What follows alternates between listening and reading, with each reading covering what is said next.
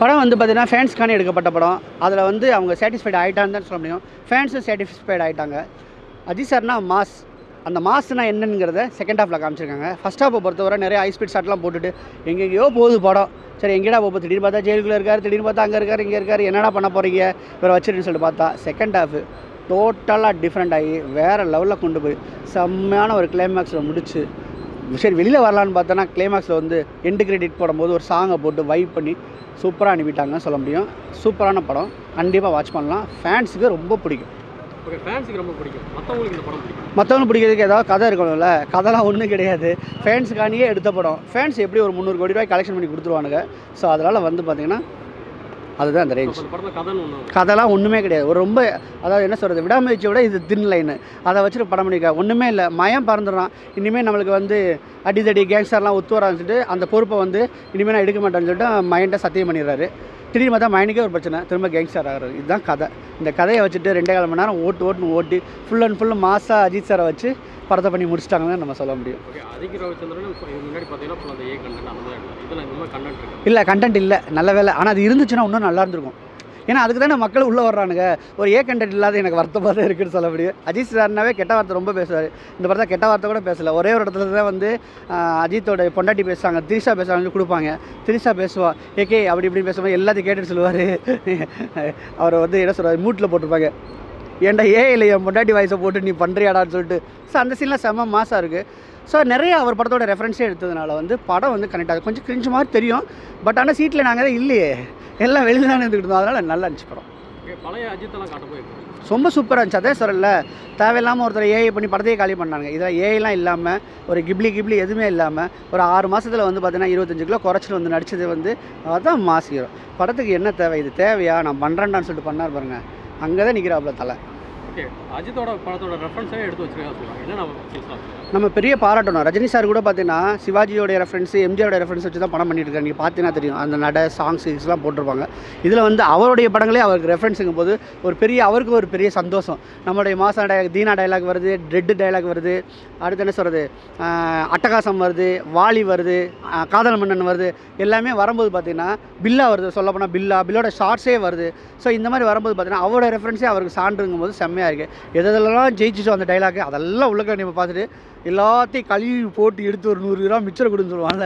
அந்த ரேஞ்சில் இருக்குதுன்னு சொல்ல முடியும். படம் ஒரு தடவை பார்க்கலாம்.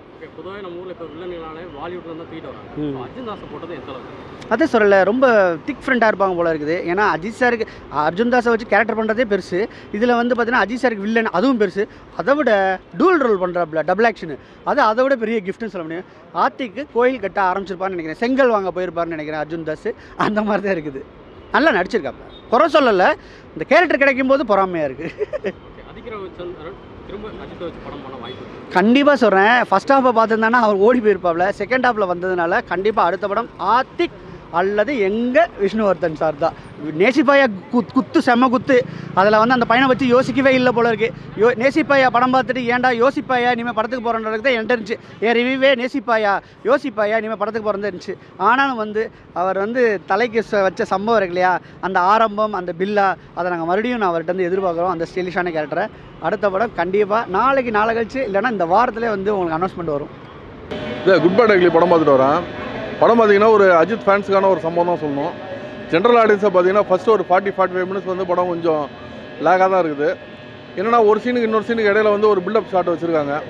ஸோ அப்படி இருக்கும்போது அஜித் ஃபேன்ஸ் அந்த பில்டப் சீனுக்கு ரசிக்கிறாங்க. பட் நம்ம ஒரு ஃபேன், நம்ம ஜென்ரல் ஆடியன்ஸாக பார்க்கும்போது இந்த சீனுக்கு அடுத்து இந்த சீன் வரணுமே அப்படிங்கிற மாதிரி ஒரு ஃபீலில் இருக்கும். நம்மளுக்கு அது ஒரு லேகாக வருது. நீங்கள் இந்த 45 மினிட்ஸ் தாண்டிட்டிங்கன்னா உங்களுக்கு இன்டர்வலுக்கு முன்னாடி ஒரு 15 மினிட்ஸ் படம் நல்லாயிருக்கு. செகண்ட் ஹாஃப் பார்த்தீங்கன்னா யூடியூப்பில் மீம்ஸ் பார்க்குற மாதிரி தான் இருக்குது. ஃபுல்லாக மீம் ஆஃப்டர் மீம் மாதிரி ஃபுல்லாக மீமாக தான் போகுது. நீங்கள் 1 மணி நேரம் யூடியூப் எப்படி நீங்கள் ஸ்க்ரோல் பண்ணால் என்ன பார்த்தோன்னு உங்களுக்கு ஞாபகம் இருக்காது. பட் போர் அடிக்காமல் ரசிப்போம்ல, அந்த மாதிரி செகண்ட் ஹாஃப் வந்து போர் அடிக்காமல் ரசிக்கிற மாதிரி இருக்குது. பட் என்ன கண்டென்ட் பார்த்தோன்னு ஒரு ஃபீல் இல்லை. படத்தில் வந்து ஸ்டோரி பெருசாக இல்லை, ஃபுல் அண்ட் ஃபுல் ஒரு கமர்ஷியலாக பண்ணியிருக்காங்க. படத்தில் ஏகப்பட்ட ரெஃபரன்ஸு, தமிழ் சினிமாவோட ரெஃபரன்ஸ் எல்லாமே நிறைய டைலாக்ஸ் ரெஃபரன்ஸ் இருக்குது, நிறைய சாங்ஸ் ரெஃபரன்ஸ் இருக்குது. சிம்ரன் ஒரு கேமியோ பண்ணியிருக்காங்க, அது நல்லாயிருக்கு. அர்ஜுன் தாஸ் வந்து ரொம்ப பெரிய கேரக்டர் பண்ணியிருக்காரு, அதுவும் நல்லா பண்ணியிருக்காரு. அதே மாதிரி தொட்டு பேசும் சுல்தானா சாங்கை வந்து பிரியா வாரியர் வச்சு எடுத்திருப்பாங்க, அதுவும் நல்லாயிருக்கு. அந்த மாதிரி ஃபுல்லாக ரெஃபரன்ஸஸ் தான் இந்த டோட்டல் படமே. ஒரு படம் பார்த்துட்டு வந்த ஃபீல் இல்லை, ஒரு திருவிழாவுக்கு போயிட்டு வந்த ஒரு ஃபீல் இருக்குது.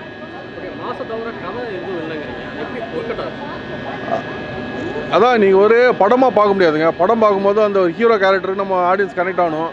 ஹீரோ இங்கேருந்து எப்படி தப்பிப்பான்லாம் தோணணும். இங்கே என்னன்னா வில்லன் ஒரு டைலாக் பேசுனா கேரக்டடா நீ டைலாக் பேசுகிற ஆப்போசிட்லேயே இருங்க தலைடா அடுத்த சீனில் தூக்கம் இருப்பார் அப்படின்னு நம்மளுக்கு வந்து மைண்டில் வருது. ஏன்னா அஜித்துக்கு அவ்வளோ பில்டப் கொடுத்துருக்காங்க, அதே மாதிரி அடுத்த சீனில் தூக்கிடுறாரு.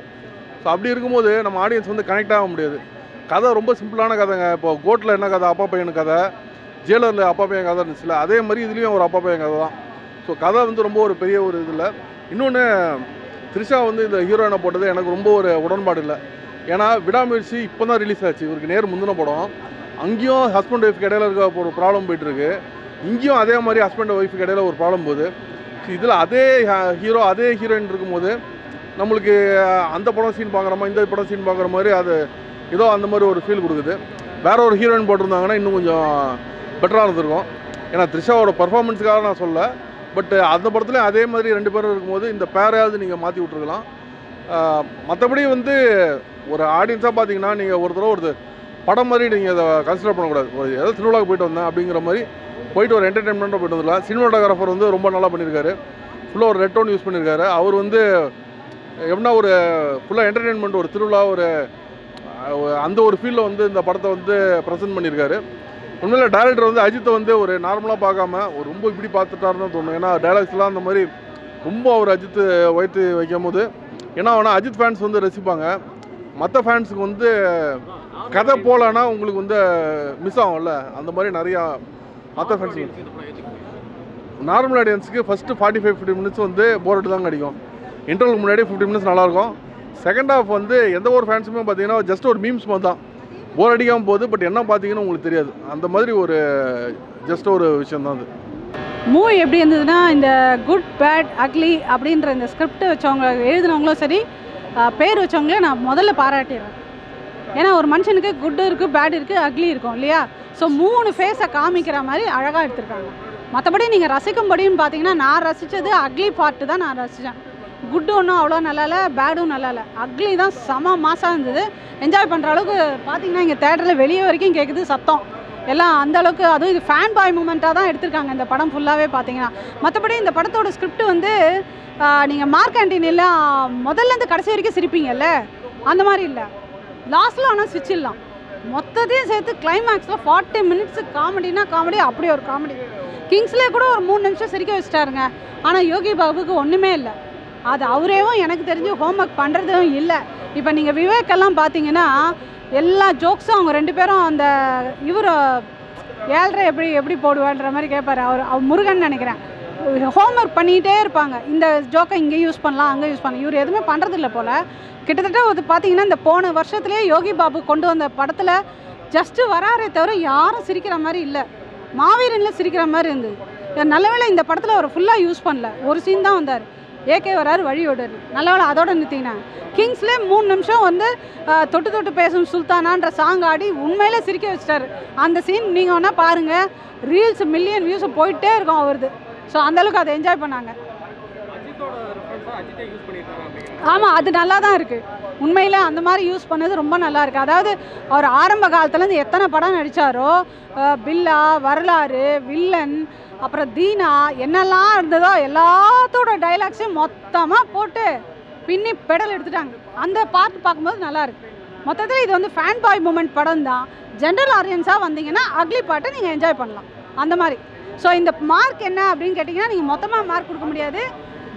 குட்டுன்ற ஸ்கிரிப்டுக்கு 3 மார்க் கொடுக்கலாம், பேடுன்ற ஸ்கிரிப்ட் ஸ்க்ரீன் பிளேக்கு 6 மார்க் கொடுக்கலாம். ஆனால் கடைசியாக இருந்த அக்லிக்கு 100 மார்க்கு கொடுக்கலாம். அவ்வளோ என்ஜாய் பண்ணாங்க எல்லாரும். ஜிவியோட ஸ்கோர் வந்து இந்த படத்தில் நல்லா இல்லைங்க, எதுவுமே கேட்குற மாதிரி இல்லை. மற்றபடி இந்த ரீமிக்ஸிங் சாங்ஸ் இருக்குல்ல, அதெல்லாம் சூப்பராக இருந்தது. அதில் கொஞ்சம் ரீமிக்ஸ் டச் கொடுத்துருக்காங்க, அதெல்லாம் நல்லா இருக்குது. புதுசாக ஏதாவது சாங் கேட்குற மாதிரி இருக்கா அப்படின்னா அந்த மாதிரிலாம் இவங்க எதுவும் கொடுக்கல.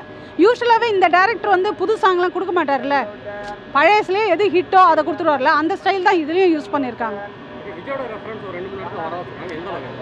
அது நல்லா தான் இருக்குது. அதுதான் இந்த ஸ்கிரிப்ட் ஸ்க்ரீன் பிளே வந்து உண்மையிலே வந்து பல ரெஃபரன்ஸ் எடுத்து எழுதியிருக்காங்க பாருங்கள். இது ஒரு புது முயற்சி. ஸோ நல்லா தான் இருக்குது அந்த இதில் பார்க்கும்போது.